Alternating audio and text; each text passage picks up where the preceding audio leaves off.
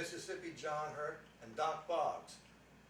And they both said they hadn't been to New York since 1927. And they both recorded for the same record company back then. But we were bringing all those things into focus. And I know people interviewed Bob Dylan recently and said, hey, how influenced were you by the Folkways anthology, the Harry Smith thing? Oh, we didn't have to listen to that because they were all there on McDougal Street. But the reason they were there is because we brought them there and we made a decided effort. I remember a very exciting night. I don't know how this happened, but suddenly the word was that Ralph Rinsler was presenting Doc Watson at a little coffee house which never had music. It was just off Bleecker toward Houston Street, and it was unknown. But we were over there, and that's when I heard Doc for the first time. And the next time he came to town, I think he played at the Gaslight, or he might have been in old time music, a solo concert or something. But that night we couldn't believe it. But this is good to show how these things were happening at the same time. Yeah. And they weren't the same thing, but they were all flowing in together. Right.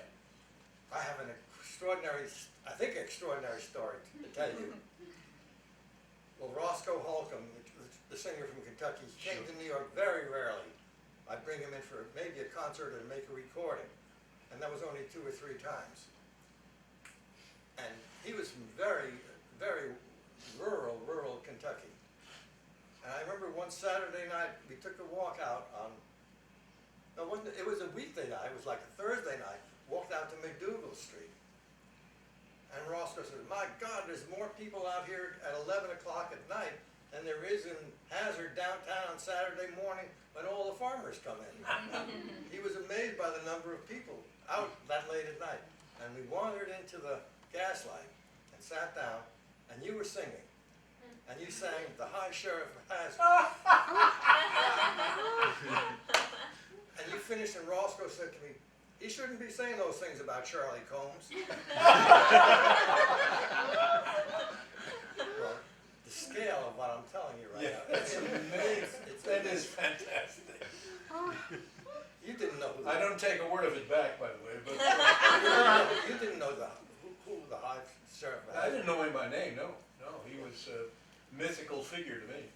Right. So I wanted to share that. That's a wonderful story. It's a dude. Charlie Cohen, huh? All right. Combs. Combs. Yeah. Well, I'll write him a note. Yeah. No, but that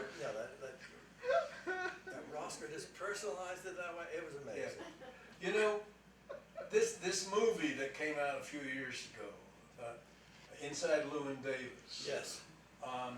I thought it was a terrific movie myself because I thought that the character Llewyn Davis was a really interesting creation by the Coen brothers, and he was kind of a composite of several people that I knew who were adept at snatching defeat from the jaws of victory. It was self-defeating, but a lot of the guys in the village made the mistake of thinking that this was Dave Van Ronk because the movie was based on Dave's book, The Mayor of McDougal Street, which is a must-read if you want to really know a lot about this period.